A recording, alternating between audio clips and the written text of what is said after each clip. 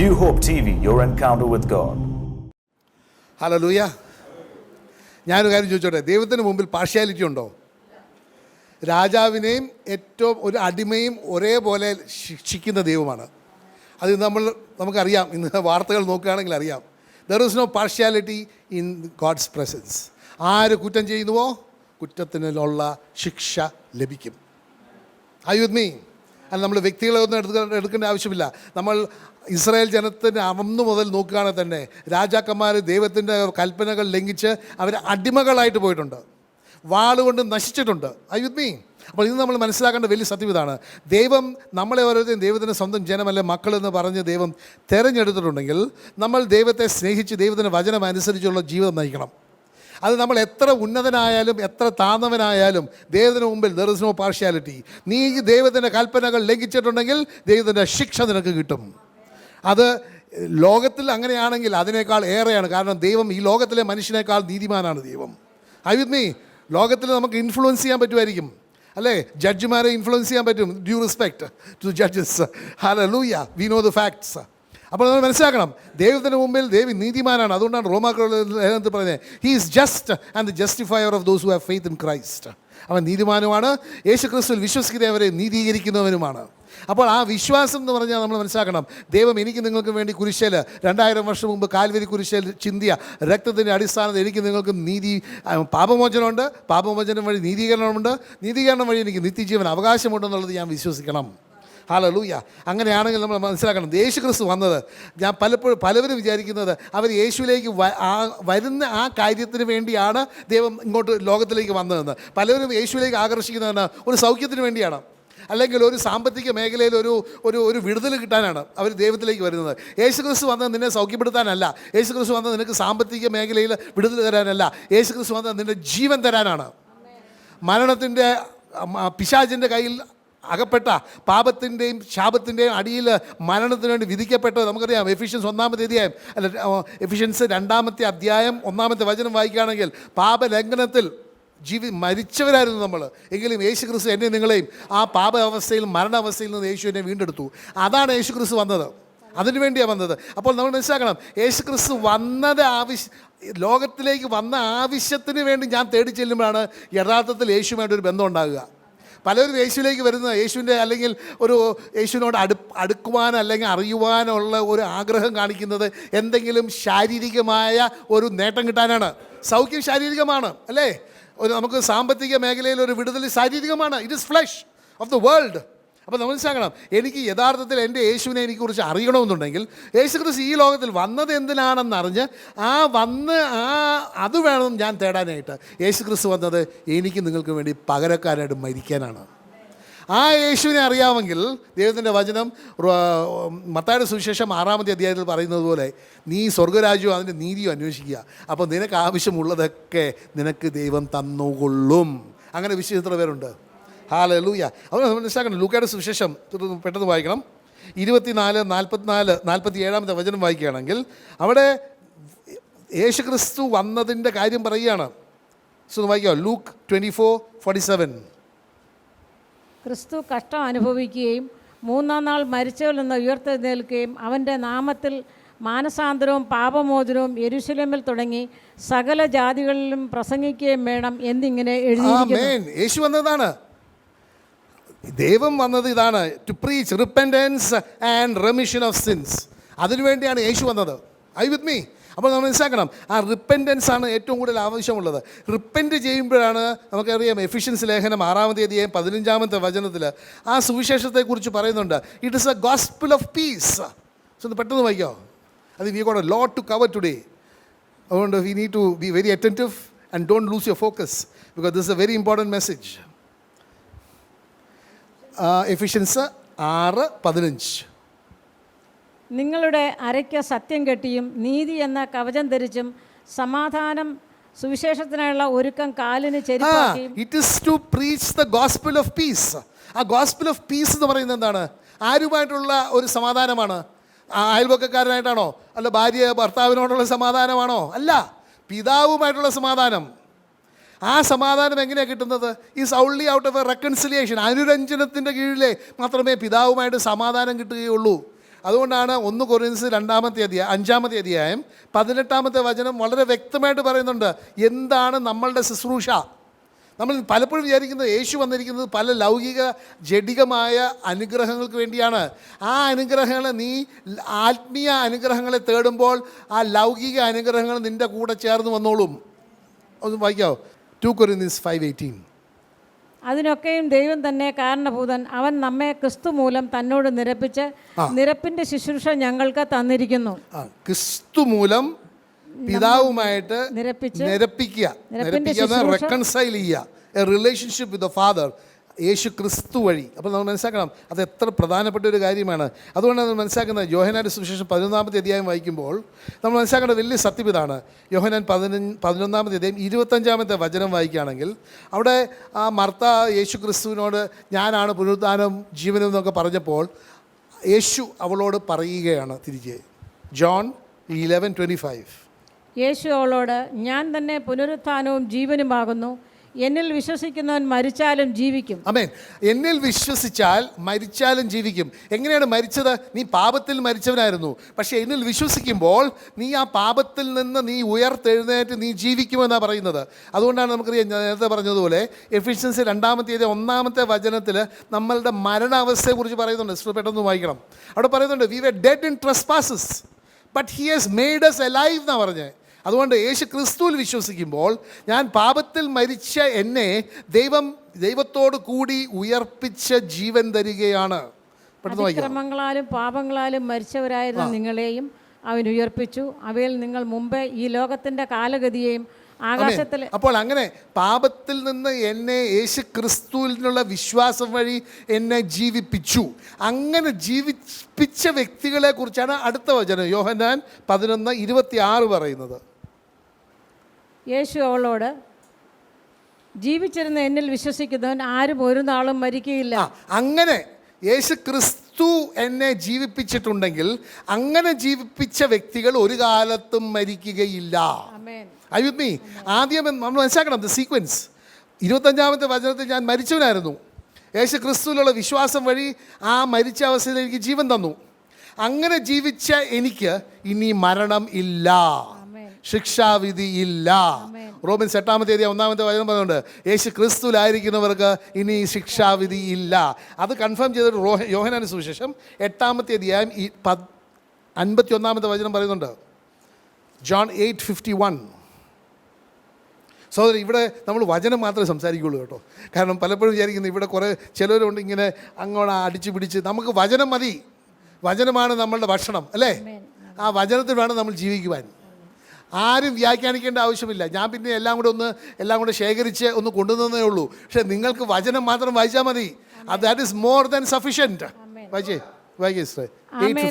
ആമേൻ ആമേൻ. ഞാൻ നിങ്ങളോട് പറയുന്നു, എൻ്റെ വചനം പ്രമാണിക്കുന്നവൻ ഒരു നാളും മരണം കാണുകയില്ല. Whoever believes in my word will never die. ഇതാണ് യോഹന്നാൻ 11:25-26 വചനങ്ങൾ ഇവിടെയാണ്. അപ്പോൾ മനസ്സിലാക്കണം, ഞാനും നിങ്ങളും യേശുവിനെ വിശ്വസിച്ച് ജീവിക്കുകയാണ്. സഹോദരി, ഇത് ദൈവത്തിൻ്റെ വചനമാണ്. നീ മരിക്കുകയില്ല, നിനക്ക് നിത്യജീവൻ്റെ അവകാശിയായി കഴിഞ്ഞു. ഇത് വേറെ ഒരു വ്യക്തിക്കും വാഗ്ദാനം ചെയ്ത് തരാൻ പറ്റുകയില്ല. ഒരു സഭയ്ക്കോ ഒരു മതത്തിനോ തരാൻ പറ്റുകയില്ല. ഹല്ലേലൂയ. കാരണം നിത്യജീവൻ്റെ ഉറവിടം യേശു ക്രിസ്തുവാണ്.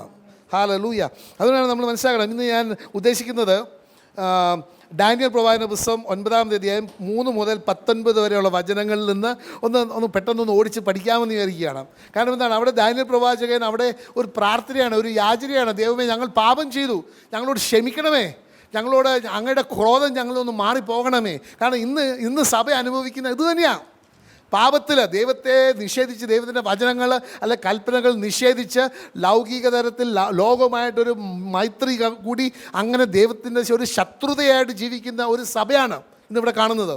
എവിടെ നോക്കിയാലും കാണാം ദൈവത്തിൻ്റെ വചനങ്ങളും കൽപ്പനകളും ലംഘിച്ചിട്ടുള്ള സഭകളാണ് നമ്മുടെ മധ്യേ കാണുന്നത്. അങ്ങനെയുള്ള ആ സഭയിൽ നമ്മൾ മനസ്സിലാക്കണം, ഈ ദൈവത്തിൻ്റെ വചനങ്ങൾ പലവരും പറയും എന്നാ ഇതൊക്കെ പഴയ നിയമത്തിലാണ്, പഴയ ഉടമ്പടി ഒരു നിഴൽ മാത്രമാണ്, ആ പുതിയതിനെ സൂചിപ്പിക്കുന്നതാണ്. പക്ഷെ ദൈവത്തിൻ്റെ മനസ്സൊന്നും മാറിയിട്ടില്ല. അയ്യുദ്മി, ദൈവം തന്നെയാണ്. അയ്യുദ്മി, പഴയ നിയമത്തിലെ ദൈവവും പുതിയ നിയമത്തിലെ ദൈവവും ഒരേ ദൈവമാണ്. അപ്പോൾ ദാനിയേൽ പ്രവാചകന്റെ പുസ്തകം നമ്മൾ വായിക്കുമ്പോൾ 9 മുതൽ 9-ാമത്തെ അധ്യായം 3 മുതൽ 19 ഇന്ന് സമയം കിട്ടുമെന്ന് അറിഞ്ഞുകൂടെങ്കിലും നമ്മൾ കഴിയുന്ന ഒരു തുടക്കം വയ്ക്കാം. അവിടെ 3-ാമത്തെ വചനം എന്ന് പറയുക സിസ്റ്ററെ. ഡാനിയൽ 9:3. അപ്പോൾ ഞാൻ ഉപവസിച്ചും ബ്രെട്ടെടുത്തും വെണ്ണീറിലിരുന്നും കൊണ്ടും പ്രാർത്ഥനയോടും യാചനകളോടും കൂടെ അപേക്ഷിക്കേണ്ടതിന് ദൈവമായ കർത്താവിങ്കിലേക്ക് മുഖം തിരിച്ചു. 3 എങ്ങനെയാണ് പറയുന്നത്? Then I set my face toward the Lord God, who to make request by prayer and supplications with fasting and sackcloth and ashes. അപ്പോൾ നമ്മളെ തന്നെ എളിമപ്പെടുത്തണം. നമ്മൾ ദൈവത്തിൻ്റെ മുമ്പിൽ പോകുന്നത് എളിമപ്പെട്ട് വേണം പോകാൻ. എളിമപ്പെടുന്നത് എന്താണ്? നമ്മൾ പാപം ചെയ്തു, ദൈവത്തിൻ്റെ കൃപയ്ക്കോ ദൈവത്തിൻ്റെ സ്നേഹത്തിനോ അർഹതയില്ല എങ്കിലും ആ ദൈവം എന്നെ അത്രയധികം സ്നേഹിക്കുന്നതുകൊണ്ട് ദൈവം എന്നെ കൈവിടുകയില്ല. ദൈവം എന്നെ സ്വന്തം ജനമായിട്ട് തിരഞ്ഞെടുത്തതിൻ്റെ അടിസ്ഥാനത്തിൽ ഞാനും ആ ദൈവവുമായിട്ട് അപ്പനും മകനും മക്കളുമായിട്ടുള്ള ബന്ധമുണ്ട്. എങ്ങനെ ആ ധൂർത്തപുത്രൻ്റെ ഉപമയിൽ ലൂക്കായുടെ സുവിശേഷം 15-ാമത്തെ അധ്യായത്തിൽ ആ മകൻ പിതാവിൻ്റെ സന്നദ്ധിയിൽ നിന്ന് അകലെ പോയി ആ ഒരു പന്നിക്കുഴിയിൽ ജീവിച്ച സമയത്ത് പോലും പിതാവും മകനും എന്നുള്ള ബന്ധം വിച്ഛേദിക്കപ്പെട്ടു പോയില്ല. ആയുദ്മി ആ പാപാവസ്ഥയിലും പിതാവിനോട് ശത്രുതയിലും ജീവിച്ചിരുന്ന കാലവും അവനും ആ പിതാവും മകനും എന്നുള്ള ബന്ധമുണ്ടായിരുന്നു. അതുപോലെ തന്നെ നമ്മൾ മനസ്സിലാക്കണം, നമ്മൾ ദൈവവുമായിട്ട് ദൈവത്തിൻ്റെ കൽപ്പനകൾ ലംഘിച്ചിട്ടുണ്ടെങ്കിൽ പോലും ദൈവം നമ്മളെ കളഞ്ഞിട്ടില്ല. ദൈവം നമ്മുടെ പിതാവാണെന്നുള്ള ബന്ധമുണ്ട്. പക്ഷേ നമ്മൾ പാപം വഴി ആ ബന്ധത്തിൽ നിന്ന് വളരെ അകന്ന് ദൈവത്തിൻ്റെ സ്നേഹം അനുഭവിക്കുവാൻ പറ്റാത്ത ഒരു അവസ്ഥയിലാണ് ജീവിക്കുന്നത്. പക്ഷെ ബന്ധം നിൽക്കുന്നുണ്ട്. ആയുദ്മി ഈ സത്യം നമ്മൾ മനസ്സിലാക്കണം. അപ്പോൾ നമുക്ക് തിരികെ വരാനുള്ള ഒരു കഴിവ് ദൈവം തരുന്നുണ്ട്. ആ തിരികെ വരുന്നത് എങ്ങനെയാണ്? നമ്മളെ തന്നെ എളിമപ്പെടുത്തണം, പാപങ്ങൾ ഏറ്റു പറയണം. അങ്ങനെയാണെങ്കിൽ തിരികെ ആ ധൂർത്തപുത്രന് എങ്ങനെ ഒരു വെളിപാടുണ്ടായി? ആ വെളിപാടിന് അടിസ്ഥാനം ഇതാണ്, അവനെ സ്നേഹിക്കുന്നൊരു പിതാവുണ്ടെന്ന്. ആയുദ്മി ഒറ്റ കാര്യം മാത്രം ആ ധൂർത്തപുത്രന് മനസ്സിലാക്കാൻ പറ്റിയില്ല, ആ സ്നേഹത്തിൻ്റെ ആഴം. ഹലോ ആയുദ്മി, സ്നേഹിക്കുന്നുള്ളത് വാസ്തവമാണ്, പക്ഷേ സ്നേഹത്തിൻ്റെ ആഴം മനസ്സിലാക്കാൻ പറ്റിയില്ല. അതുകൊണ്ട് എഫെസ്യൻ 3-ാമത്തെ അധ്യായത്തിൽ പറഞ്ഞിട്ടുണ്ട്, ആ സ്നേഹത്തിൻ്റെ ആഴം നീളമോ വീതിയോ ആഴമോ ഉയരമോ നമുക്ക് മനസ്സിലാക്കാൻ പറ്റുകയില്ല. അവൻ കണക്കാക്കിയ ആഴം എന്താണെന്ന് വെച്ചാൽ എന്നെ തിരിച്ചൊരു വൃത്തിനായിട്ട് എടുക്കും, ഒരു വേലക്കാരനായിട്ട് എടുക്കുമെന്ന്. പക്ഷേ ആ സ്നേഹത്തിൻ്റെ ആഴം എന്തായിരുന്നു വെച്ചാൽ അവനെ മകനായിട്ട് തന്നെ തിരികെ എടുത്തു. അത് നമ്മൾ മനസ്സിലാക്കണം. അപ്പോൾ നീ പാപം വഴി ഹല്ലേലൂയ, ഐ എം ഷുവർ നമ്മുടെ സഹദേവൻ ബ്രദർ ജയിൽ മിനിസ്ട്രിക്ക് പോകും ഇതായിരിക്കണം പറയുന്നത്. ഒരു സ്നേഹിക്കുന്ന ദൈവമുണ്ട്. നീ പാപം ചെയ്തിട്ട് എത്ര അകന്നു പോയിട്ടുണ്ടെങ്കിലും നിന്റെ തിരികെ വരവിന് വേണ്ടി കാത്തു നിൽക്കുന്ന ഒരു ദൈവമുണ്ട്. അതുകൊണ്ട് നിനക്ക് നീ നിരാശപ്പെടേണ്ട ആവശ്യമില്ല. I with me?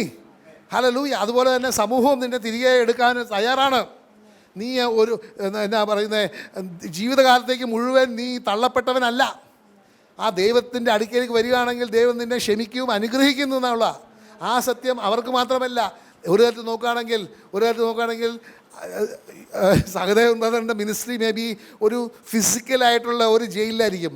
പക്ഷെ നമ്മൾ മിക്കവരും എല്ലാവരും ഒരു നോക്കുക പാപത്തിൻ്റെ ഒരു ജയിലിലാണ്. Hallelujah, hallelujah. ആരോ പണ്ട് പറഞ്ഞതുപോലെ ഹല്ലേലൂയ, യഥാർത്ഥത്തിൽ എല്ലാവരും ജയിലിൽ പോകേണ്ടവരാണ്. ചിലവരെ പിടിക്കപ്പെട്ടവർ മാത്രമേ അവിടെ ജയിലിലുള്ളൂ. പിടിക്കപ്പെട്ടാതെ കള്ളന്മാരാണ് മുഴുവൻ പുറത്ത് നടക്കുന്നത്. ആ അകത്തുള്ളവനേക്കാൾ ഏറെ കഠിനമായ പാപം ചെയ്ത വ്യക്തികളായിരിക്കും ഇവിടെ നല്ല മാന്യന്മാരായിട്ട് നടക്കുന്നത്. അതുകൊണ്ട് നമ്മൾ മനസ്സിലാക്കണം, ദൈവത്തിൻ്റെ സന്നദ്ധിയിൽ നീ ജയിലിലാണോ പുറത്താണോ എന്നല്ല, നീ കള്ളനാണോ ഇല്ലെന്നാ. ഹലോ, നീ എവിടെയാണ് നിൻ്റെ ജീവിതം, അല്ല നീ ഇന്ന് എവിടെയാണ് നിൻ്റെ ശരീരമുള്ളതെന്നല്ല ദൈവം നോക്കുന്നത്, നിൻ്റെ ആത്മാവ് എവിടെയാണെന്നാണ്. ആയുധം ഈ സത്യം നമ്മൾ മനസ്സിലാക്കണം. അതുകൊണ്ട് ജോൽ പ്രവാചകന്റെ പുസ്തകം 2-ാമത്തെ അധ്യായം 12-ാമത്തെ വചനം വായിക്കാവോ? അവിടെ ദൈവം പറയാണ്, come back, return to me. കാരണം മകനാണ്. നമ്മളുടെ മക്കളും ആരെങ്കിലും അങ്ങ് അകന്നു പോയിട്ടുണ്ടെങ്കിൽ നമ്മൾ അവനെ തള്ളിക്കളയോ? ഇല്ല, അവൻ്റെ തിരികെ വരവിന് വേണ്ടി കാത്തു നിൽക്കും. ലൂക്കായുടെ സുവിശേഷം 15-ാമത്തെ അധ്യായം വായിക്കുമ്പോൾ അവിടെ പറയുന്നുണ്ട്, ആ പിതാവ് ഒരു വിധത്തിൽ സങ്കല്പിക്കാം നമുക്ക്, എല്ലാ ദിവസവും ഇങ്ങനെ രാവിലെ മുതൽ വൈകുന്നേരം വരെ ഇങ്ങനെ നോക്കുക റോട്ടിൽ. കണ്ണിച്ചിരി കാഴ്ചയൊക്കെ കുറവായിരിക്കും. അതുകൊണ്ട് ഇങ്ങനെ നോക്കുക, വരുന്നുണ്ടോ എന്ന്. ഒടുക്കം ആ പ്രത്യാശ അവനെ നിരാശനാക്കിയില്ല, അവൻ തിരികെ വന്നു. ഹല്ലേലൂയ. ഒന്ന് വായിക്കോ? ജോൽ പ്രവാചകന്റെ പുസ്തകം 2-ാമത്തെ അധ്യായം 12-ാമത്തെ വചനം. ജോവൽ. എന്നാൽ ഇപ്പോഴെങ്കിലും നിങ്ങൾ പൂർണ്ണ ഹൃദയത്തോടും ഉപവാസത്തോടും കരച്ചിലോടും വിലാപത്തോടും കൂടെ എങ്കിലേക്ക് തിരിവിൻ എന്ന് യഹോവയുടെ അരുളപ്പാട്. ആമേൻ. ഇപ്പോഴെങ്കിലും നിങ്ങളൊന്ന് വാ. ഇന്ന് സഭയോട് പറയുന്നതാണ്, എൻ്റെ മകനെ അയച്ച് ആ മകൻ്റെ രക്തം ചിന്തി നിനക്ക് വേണ്ടി ഞാൻ നിത്യജീവൻ ഒരുക്കിയിട്ടുണ്ട്. അതൊന്ന് മനസ്സിലാക്കി എന്നെ ഒന്ന് മാനിച്ച് ഒന്ന് തിരികെ വാ എന്ന് പറയുകയാണ്. സഹോദരൻ, ഇന്ന് സഭ കേൾക്കേണ്ട സന്ദേശം ഇതാണ്. പലർക്കും ഇതല്ല കേൾക്കാൻ ഇഷ്ടം. അവൾക്ക് എങ്ങനെയാണ് കൈവച്ചപ്പോൾ അവൻ്റെ ക്യാൻസർ പോയി, അല്ലെങ്കിൽ ഒന്ന് ഊതിയപ്പോൾ വീണു, ഇങ്ങനത്തെ കാര്യങ്ങൾ അതൊക്കെ നടക്കുമായിരിക്കും. പക്ഷെ അതൊക്കെ ശാരീരികമായ ലൗകികമായ കാര്യങ്ങളാണ്. ഇന്ന് ദൈവത്തിന് ആഗ്രഹം എന്താണെന്ന് വെച്ചാൽ മക്കൾ തിരികെ വീട്ടിൽ വരണം. ആയി വിത്ത് മീ? അതാണ് നമ്മുടെ ശുശ്രൂഷ. മക്കളെ തിരികെ കൊണ്ടുവരിക, bringing the children home. Hallelujah, ഹല്ലേലൂയ, ഹല്ലേലൂയ. അപ്പോൾ മനസ്സിലാക്കണം, ജോൽ പ്രവാചകൻ വഴി ദൈവം പറയുകയാണ്, ഇപ്പോഴെങ്കിലും തിരികെ വാ. കാരണം നമ്മൾ മനസ്സിലാക്കണം, നമ്മൾ യെരമ്യാ പ്രവാചകന്റെ പുസ്തകം 29-ാമത്തെ അധ്യായം 12-ാമത്തെ വചനം വായിക്കുമ്പോൾ അവിടെ പറയുന്നുണ്ട്, നിങ്ങൾ തിരികെ വന്നിട്ട് എന്നോട് നിലവിളിക്കുകയാണെങ്കിൽ ഞാൻ കേൾക്കും എന്ന് പറയും. വായിക്കാവോ? യെരമ്യാ 29:12. നിങ്ങൾ എന്നോട് അപേക്ഷിച്ച് എൻ്റെ സന്നിധിയിൽ വന്ന് പ്രാർത്ഥിക്കുകയും ഞാൻ നിങ്ങളുടെ പ്രാർത്ഥന കേൾക്കുകയും ചെയ്യും. ആമേൻ. ഇതാ പറയുന്നേ, നിങ്ങൾ എന്നെ അന്വേഷിച്ച് നിങ്ങൾ എൻ്റെ സന്നിധിയിൽ വന്ന് പ്രാർത്ഥിക്കുകയാണെങ്കിൽ ഞാൻ നിങ്ങളുടെ പ്രാർത്ഥന കേൾക്കും. ഈ അന്വേഷിച്ചെന്ന് പറഞ്ഞാൽ വരണം, അല്ലാതെ അവിടെ പന്നിക്കൂട്ടിൽ കിടന്ന് അന്വേഷിച്ചാൽ പോരാ. ഹലോ, പന്നിക്കൂട്ടിൽ കിടന്ന് ധൂർത്തപുത്രൻ അന്വേഷിച്ചിട്ടില്ല, അവന് തിരികെ വന്നു. അപ്പോൾ നമ്മൾ ഇന്ന് ദൈവത്തിൻ്റെ സന്നിധിയിലേക്ക് തിരികെ വരണം, ദൈവമായിട്ടൊരു ബന്ധം പുലർത്തണം. അപ്പോൾ നമ്മൾ അപേക്ഷിക്കുന്ന പ്രാർത്ഥനകൾ ദൈവം കേൾക്കും. എന്ന് പറയാം, കേൾക്കുമെന്ന്. കേൾക്കും. ഹല്ലേലൂയ. ആ കാരണം എന്താണ് അതിൻ്റെ കാരണം? എന്നെ സ്നേഹിക്കുന്ന ഒരു ദൈവം ഉണ്ട്. Hallelujah, hallelujah. അപ്പോൾ ദൈവം നമ്മളുടെ തിരികെ വരവിന്, ഇന്ന് സഭയുടെ തിരികെ വരവിന് കാത്തു നിൽക്കുക. ഇന്ന് നമ്മൾ ലോകമെമ്പാട് നോക്കുകയാണെങ്കിലുള്ള സാഹചര്യങ്ങൾ, I am inspired in the spirit this coming ഒരു മെൽറ്റിംഗ് പോട്ടിലോട്ട് പോവുകയാണ്. ഒരു മെൽറ്റിംഗ് പോട്ടിലാണ് സിൽവറൊക്കെ പ്യൂരിഫൈ ചെയ്യുന്നത്, അല്ലേ? ഹലോ, സ്വർണവും വെള്ളിയൊക്കെ പ്യൂരിഫൈ ചെയ്യുന്നത് ഒരു മെൽറ്റിംഗ് പോട്ടിലാണ്. അവിടെ കുറച്ച് ചൂടും തീയും ഒക്കെ കാണും, ചിലതൊക്കെ കത്തിപ്പോകും. ഹലോ, അവശേഷിക്കുന്നത് ദൈവത്തിന് ഒരു വചനമുണ്ട്, that you will burn me and make me into a silver which is fit for the jeweller. അയ്യുന്നീ, അത് എവിടെയാണെന്ന് ഞാൻ ഓർക്കുന്നില്ല, എങ്കിലും ഉണ്ട്. That you will burn and make me silver fit for the jeweller. ഹല്ലേലൂയ. അങ്ങനെ ദൈവത്തിന് വേണ്ടി പണിതെടുക്കുവാൻ പറ്റുന്ന ഒരു മനോഹരമായ ഒരു ആഭരണമായിട്ട് മാറ്റണമേ. അല്ലെങ്കിൽ ഒരു മലയാളം പാട്ടുണ്ടല്ലോ, എന്നാൽ അശുദ്ധിയെല്ലാം കത്തിച്ച് ചാമ്പലാക്കി എന്നെ തിളങ്ങുന്ന ഒരു മുത്താക്കണമേ. അതാണ് ഇന്ന് സഭ പോകുന്ന ഒരു സമയമാണിത്. There is A purification purpose. It is only started. Hello, എത്ര തലകളാണ് പോകുന്നതെന്ന് നമുക്ക് അറിഞ്ഞുകൂടാ. എങ്കിലും നമ്മൾ വിശ്വസ്തയോടെ നിലനിൽക്കണം, അവർക്ക് വേണ്ടി പ്രാർത്ഥിക്കണം. പ്രാർത്ഥിക്കണമെന്ന് പറഞ്ഞാൽ കള്ളൻ രക്ഷപ്പെടണമെന്നല്ല പ്രാർത്ഥിക്കേണ്ടത്. നമ്മൾ പ്രാർത്ഥിക്കേണ്ടത് വിശുദ്ധിക്ക് വേണ്ടി, സഭയുടെ വിശുദ്ധിക്ക് വേണ്ടി, ഒരു എന്നാ പറയുന്നത്, ഒരു ദൈവത്തിന് പ്രിയങ്കരമായ ഒരു സഭ പണിതുയർത്തുവാൻ വേണ്ടി. ആ ഒരു നടപ്പിൽ അത് ദൈവം നടപ്പാക്കുന്ന അതിൽ പലവർക്കും പല സാധനങ്ങൾ സംഭവിക്കും. അതിനുവേണ്ടി അത് സംഭവിക്കരുതെന്നല്ല പ്രാർത്ഥിക്കേണ്ടത്. ഇന്ന് പ്രാർത്ഥിക്കുന്നത് ദൈവത്തിന് ഹിതമനുസരിച്ച് ദൈവത്തിൻ്റെ സഭയെ ഒന്ന് വിശുദ്ധിയുള്ള സഭയാക്കി മാറ്റണമേ. ദൈവത്തിന് പ്രിയങ്കരമായ ഒരു സഭ, അത് നമ്മളും വേണം കേട്ടോ. അല്ല, നമ്മളും പ്രിയങ്കരമായിട്ട് ദൈവത്തിന് വേണ്ടി ജീവിക്കണം. ഹല്ലേലൂയ. പിന്നെ സിസ്റ്റർ ഡാനിയൽ 9:4 ഒന്ന് വായിക്കുക സിസ്റ്റർ. എൻ്റെ ദൈവമായ യഹോവയോട് ഞാൻ പ്രാർത്ഥിച്ച് ഏറ്റുപറഞ്ഞത് എന്തെന്നാൽ, തന്നെ സ്നേഹിക്കുന്നവർക്കും തൻ്റെ കൽപ്പനകളെ പ്രമാണിക്കുന്നവർക്കും നിയമവും ദൈവവും പരിപാലിക്കുന്നതിനായി മഹാനും ഭയങ്കരനുമായ ദൈവമായ കർത്താവേ, ഞങ്ങൾ പാപം ചെയ്തു, വികടമായി നടന്നു, ദുഷ്ടത പ്രവർത്തിച്ചു, ഞങ്ങൾ മത്സരിച്ചു, നിൻ്റെ കൽപ്പനകളും വിധികളും വിട്ടുമാറിയിരിക്കുന്നു. ആമേൻ. അപ്പോൾ മനസ്സിലാക്കണം, ആ ദൈവം ഒരു വിശ്വസ്തനാണ്. നമ്മൾ ഏറ്റു പറഞ്ഞിട്ടുണ്ടെങ്കിൽ ക്ഷമിക്കുന്ന ദൈവമാണ്. നമുക്കറിയാം, ദൈവത്തിൻ്റെ വചനം വളരെ വ്യക്തമായിട്ട് പറയുന്നുണ്ട്, ദൈവം വന്നിരിക്കുന്നത് നീതിമാനെ തേടിയല്ല, ദൈവം വന്നിരിക്കുന്നത് പാപിയെ തേടി അവനെ രക്ഷിക്കാനാണ്. ദൈവത്തിൻ്റെ വചനം വളരെ വ്യക്തമായിട്ട് പറയുന്നുണ്ട്. അപ്പോൾ നമ്മൾ പാപാവസ്ഥയിലാണ് ഇന്ന് എങ്കിൽ സഹോദര സഹോദരി, നമ്മൾക്ക് പ്രത്യാശയുണ്ട്. യേശു ക്രിസ്തു ഈ ലോകത്തിലേക്ക് വന്നത് എന്നെയും നിങ്ങളെയും പാപികളായിരുന്ന അവസ്ഥയിൽ തേടി ദൈവം നമുക്ക് പാപമോചനം തന്ന് ദൈവത്തിൻ്റെ മക്കളാക്കുവാൻ വേണ്ടിയാണ് യേശു ക്രിസ്തു ഈ ലോകത്തിലേക്ക് വന്നത്. ആ സത്യം നമ്മൾ മനസ്സിലാക്കണം. കാരണം നിയമാവർത്തന പുസ്തകം ഡ്യൂട്രോണമി 7-ാമത്തെ അധ്യായം 9-ാമത്തെ വചനം പറയുന്നുണ്ട്, അവൻ ഒരു വിശ്വസ്തനാണ്, ഉടമ്പടി പാലിക്കുന്ന ദൈവമാണ്. അത് മിസ്സൊന്ന് വായിക്കോ. കാരണം നമ്മൾ മനസ്സിലാക്കണം, യേശു ക്രിസ്തു വന്നത് എന്നെ രക്ഷിക്കാനാണെങ്കിൽ ആ ഉടമ്പടി പാലിക്കുന്ന ദൈവമാണ്. അല്ലാതെ രക്ഷിക്കാനെന്ന് പറഞ്ഞ് എന്നെ കബളിപ്പിച്ചു കൊടുക്കുക, ശിക്ഷിച്ച് എന്നെ കൊല്ലാനല്ല. I with me. ആകയാൽ നിന്റെ ദൈവമായ യഹോവ തന്നെ ദൈവം, അവൻ തന്നെ സത്യദൈവം എന്ന് നീ അറിയണം. അവൻ തന്നെ സ്നേഹിച്ച് തൻ്റെ കൽപ്പനകളെ പ്രമാണിക്കുന്നവർക്ക് 1000 തലമുറ വരെയും 1000 തലമുറ വരെ നിയമവും ദയയും പാലിക്കുന്നു. ആമേൻ. അവനെ സ്നേഹിച്ച് അവൻ്റെ കൽപ്പനകൾ പാലിക്കണം. നമുക്കറിയാം, യോഹന്നാന്റെ സുവിശേഷം വളരെ വ്യക്തമായിട്ട് പറയുന്നുണ്ട്, ഞാൻ ദൈവത്തെ സ്നേഹിക്കുകയാണെങ്കിൽ ആ സ്നേഹം ഞാൻ എന്നാ പറയുന്നത്, അത് മാനിഫെസ്റ്റ് ചെയ്യുന്നത് എങ്ങനെയാണ്, അല്ലെങ്കിൽ പ്രകടിപ്പിക്കുന്നത് എങ്ങനെയാണ്? എൻ്റെ കൽപ്പനകളുടെ അനുസരണത്താലാണ്.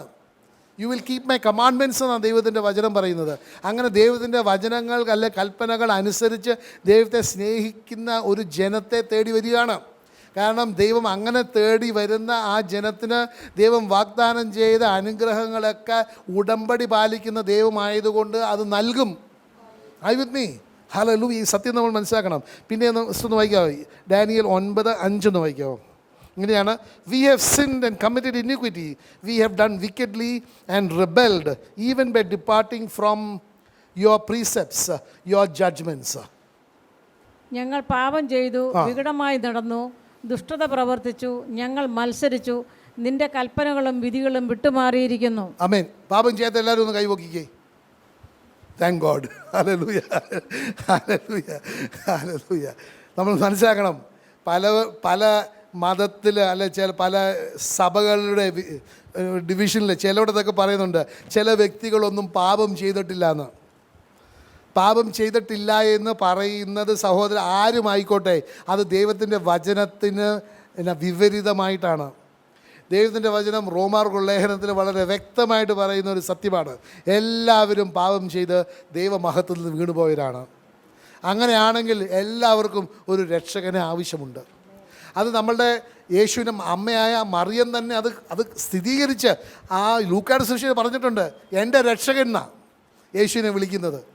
അപ്പോൾ മറിയം തന്നെ എൻ്റെ രക്ഷകനെന്ന് പറഞ്ഞ് എനിക്കൊരു രക്ഷകന് ആവശ്യമുണ്ടെന്ന് പറയുകയാണെങ്കിൽ നമ്മൾക്ക് മനസ്സിലാക്കാൻ പറ്റാവുന്ന ഒരു സത്യം ഇതാണ്, എല്ലാവരും, വേറെ മറിയമല്ല വേറെ ആരും ആയിക്കോട്ടെ, ആരെങ്കിലും പഠിപ്പിച്ചാൽ പാപം ചെയ്തിട്ടില്ല എന്ന് പഠിപ്പിക്കുകയാണെങ്കിൽ അത് ദൈവത്തിൻ്റെ വചനത്തിന് വിപരീതമാണ്. എന്ന് വെച്ചാൽ ദൈവത്തിൻ്റെ വചനം, യോഹന്നാന്റെ സുവിശേഷം 17-ാമത്തെ അധ്യായം 17-ാമത്തെ വചനം പറയുന്നത് ദൈവത്തിൻ്റെ വചനം സത്യമാണെന്ന്. ആ സത്യത്തിന് വിപരീതമായിട്ട് പഠിപ്പിക്കുന്നത് എന്താണ്? കള്ളമാണ്. ഹലോ, അല്ലേ? സത്യത്തിന് വിപരീതമായത് കള്ളമാണ്. അപ്പോൾ വചനത്തിൻ്റെ അടിസ്ഥാനത്തിലല്ലാത്ത ഏതെങ്കിലും ഒരു പ്രബോധനമുണ്ടെങ്കിൽ അത് എന്താണ്? ഒന്ന് ഉറക്കെ പറ, ആരും പിടിച്ചുകൊണ്ട് പോകാൻ പോകുന്നില്ല. കള്ളം എന്ന് പറയാം ഉറക്കെ, കള്ളം. അത് കള്ളമാണ്. കള്ളം നിന്നെ രക്ഷിക്കുകയില്ല. സത്യമാണ്. യേശു പറഞ്ഞ വഴിയും സത്യവും ജീവനും ഞാനാണ്, എന്നിലൂടെ അല്ലാതെ ആർക്കും പിതാവിൻ്റെ സന്നിധി വരാം. അപ്പോൾ സത്യമാണ് നിന്നെ പിതാവിലേക്ക് കൊണ്ടുപോകുന്നത്, കള്ളമല്ല. കള്ളത്തിനൊരു പിതാവുണ്ട്, അവൻ്റെ പേര് യോഹന്നാൻ 8:44 നോക്കിയാൽ മതി. അവൻ്റെ പേരും അവൻ്റെ അഡ്രസ്സും എല്ലാം കിട്ടും. Hallelujah, hallelujah. അതുകൊണ്ടാണ് നമ്മൾ മനസ്സിലാക്കണം, എല്ലാവരും പാപം ചെയ്തിട്ടുണ്ടെങ്കിൽ പിന്നെ അതിനൊരു ഒഴിവ് വഴി എങ്ങനെയാണ്? വാട്ട് ഇസ് എന്നാ പറയുന്ന അതിൽ നിന്നൊന്നും ഒരു വിടുതൽ കിട്ടുന്നത് എങ്ങനെയാണ്? എല്ലാവരും പാപം ചെയ്തിട്ടുണ്ടെങ്കിൽ ദൈവത്തിൻ്റെ വചനം യോഹന്നാൻ്റെ ലേഖനം 1 യോഹന്നാൻ 1:9 പറയുന്നുണ്ട്, അങ്ങനെ എല്ലാവരും പാപം ചെയ്തിട്ടുണ്ട്. എങ്ങനെയാണ് അതിൽ നിന്ന് ഒഴിവാകുക? ആ പാപത്തിൽ നിന്ന് ഒഴിവാകുന്നത് വായിക്കാവോ? 1 John 1:9. നമുക്ക് പാപമില്ല എന്ന് നാം പറയുന്നുവെങ്കിൽ നമ്മെ തന്നെ വഞ്ചിക്കുന്നു. നമുക്ക് പാപമില്ല എന്ന് പറയുകയാണെങ്കിൽ നമ്മെ തന്നെ വഞ്ചിക്കുന്നത്. സത്യം നമ്മൾ ഇല്ലാതെയായി. നമ്മുടെ പാപങ്ങളെ ഏറ്റു പറയുന്നുവെങ്കിൽ അവൻ നമ്മുടെ പാപങ്ങളെ ക്ഷമിച്ച് സകല അനീതിയും പോക്കി നമ്മെ ശുദ്ധീകരിക്കുവാൻ തക്കവണ്ണം നമ്മൾ പാപങ്ങൾ ഏറ്റു പറയുകയാണെങ്കിൽ അവൻ നമ്മളുടെ പാപത്തിന് പൊറുക്കുക മാത്രമല്ല എല്ലാ അനീതിയിൽ നിന്ന് നമ്മളെ മാറ്റും. എന്ന് വെച്ചാൽ എന്താണ്? നമ്മൾക്ക് പാപം ചെയ്യാതിരിക്കുവാനുള്ള കൃപ നമ്മളിൽ വ്യാപരിക്കും.